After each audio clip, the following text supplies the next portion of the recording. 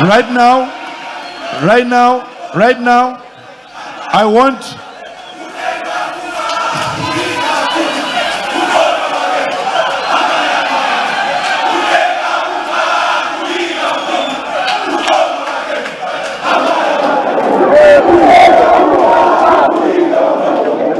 It's okay. Thank you so much. Thank you. Right about now, I want to introduce to you the guest of honor, my good comrade, Dr. Mbiseni Nkosi.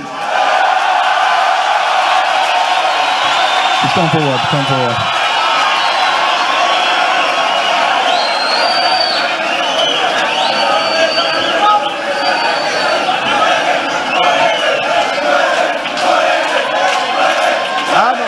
He's coming.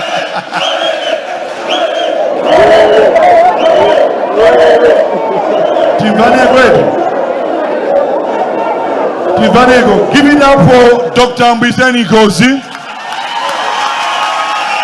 He is a Pan-African who believes in the growth of indigenous Africans as far as the economy is concerned. He is an advocate of Pan-Africanism as well as indigenous African owning the economy, indigenization of the economy in Africa if we are to move forward. Please, a round of applause for Dr. Mbiseni Nkosi.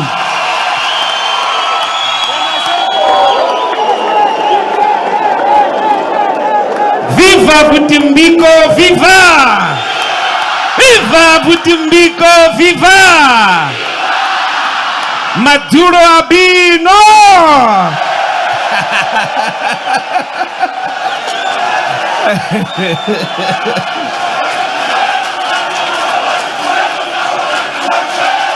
Thank you very much.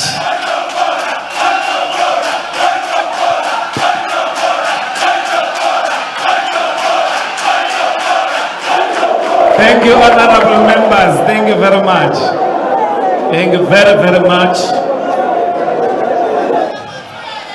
Salutations indeed to my brother, my comrade, the Minister of Trade and Industry, Mr. Vutimbiko Mumba, Paramount Chiefs, Ondabezita, moderator and executive members of the Nkoma Synod, Livingstonia Synod, Plain Trust Synod, Chairman of Public Affairs Committee, Chairman and executive members of the Zomba CCJP, Vice President of the Political Science Association and your executive members, the Deputy Vice Chancellor, the Registrar, the Chairperson of Council, and the entire University of Malawi management. Former Deputy Speaker of Parliament, I hope you are not going to say point of order to me at some point tonight. The leaders of different political parties that are here, the students of Malawi University, Mombasa Catholic University, Mas and Tomasi College of Education.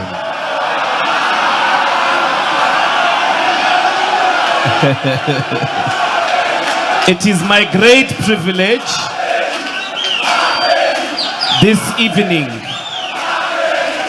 to give a talk to this important gathering which seeks to inculcate the culture and do a counterculture to the prevailing politics on our continent that have largely failed to prioritize people and their needs.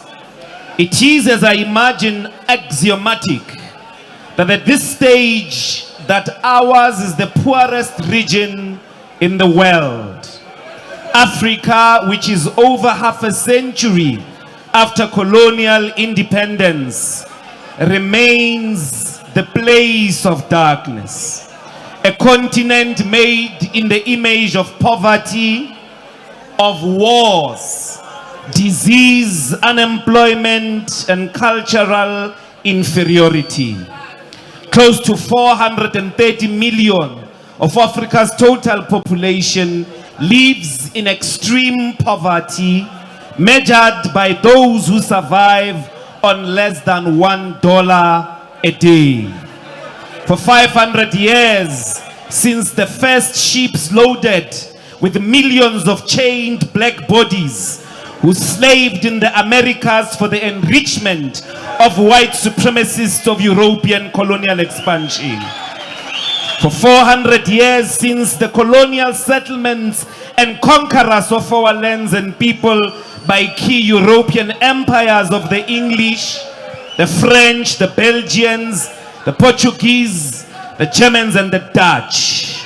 An era of colonial extraction accompanied by episodes of genocidal extinction, administrative massacres, and the systemic exclusion of the African from global cultural developments, especially modern science and industry. Racial hatred drove the European to mark our continent and its people as inferior beings, that they could not participate in the universal movement of scientific and industrial thought.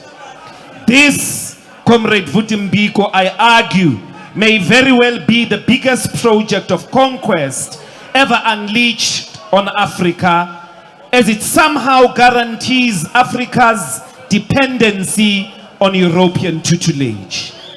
The tragic fact that Africa, without Europeans, is unable to conduct its own affairs since the birth of modern capitalist development, and always already collapses into dysfunctionality, poverty, disease, war, in an endless movement of self-sabotage and self-mutilation. This ought to be the greatest assault on Africa beyond slavery, colonial conquest, and its associated massacres. The creation of a subject incapable of self-rule, of self-love, of self-control, of self-reliance, in a permanent process of permanent juniority. Tonight we must ask, how did this happen? How is it that we are a people who always fail to act in our best interest? We seem always ready to turn against ourselves. And yet, how can we explain that regardless of the poverty of this continent, its wars, its diseases, and the multiple dysfunctional states, Europeans and Americans, and in recent years, the Chinese, have not failed to get whatever minerals that they want out of our continent? Alongside this is the reality of losses caused by illicit financial flows. According to the report of the high-level panel on illicit financial flows from Africa, headed by President Mbeki, it is estimated that over $60 billion is lost every year from the continent due to transfer pricing, base erosion, profit shifting, and corruption.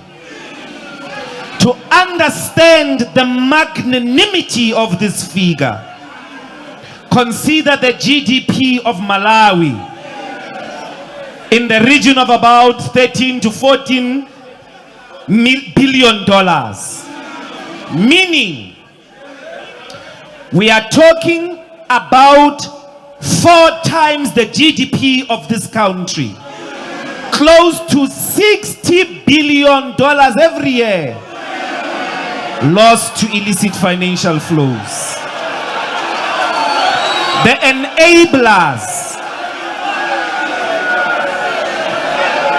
enablers of these laws are weak governing systems as well as inaccessible budgeting information, budget processes and procedures that are often not available to the general public, including legislative bodies, weak monitoring systems in custom duties, allowing mispricing of goods and services, including movement of public funds by politicians into private tax havens in places like Dubai and London, stealing from the public purse, moving those funds in processes of illicit financial flows for personal selfish benefit. Across our continent, we still are largely in the second industrial revolution. We still need trains, electrical connectivity, water and sewer infrastructure, and an African automobile industry, an African-made car. This is all the while the world has entered full steam into the fourth industrial revolution, whose capacity to emerge depends on the third industrial revolution innovations like the internet and digital technologies. The road, rail and airport infrastructure connectivity of our continent was always identified as a key to the collective development needed for absolute breakthrough from underdevelopment. The massive improvement in electrical connectivity, including infrastructure related to water, sanitation, education, and healthcare. The world is already moving into the dimensions of artificial intelligence, intelligent machines and programs, at the center of which lies the human replacement in the very question of development that we speak of. This world, Honorable Minister, with this revolution of the tools of production taking place, is opening a new world order. A world in which trade relations are being reshaped, with multilateral institutions like the World Trade Organization now fully being undermined. It goes without saying that countries, for an example, like Israel, with the full support of the United States, has lived all its existence since 1948 with the utter disregard of UN resolutions regarding its genocidal activities against Palestinians.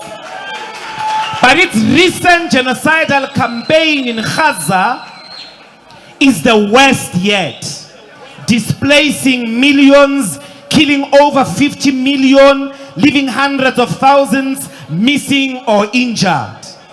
The war campaign is the culmination of the total disregard of international law, human rights, and multilateral institutions. Similarly, the United States has ignored UN reports and recommendations and international law on many of its war campaigns that results in crimes against humanity, like the invasion of Iraq, Afghanistan, and the destruction of Libya, alongside utter disregard of our own continental conflicts. In the Eastern DRC, the economic, which is part of the Great Lakes region, one wonders about the role of the African Union, our own multilateral organization. Perhaps even its general inability to hold the actions of member states accountable.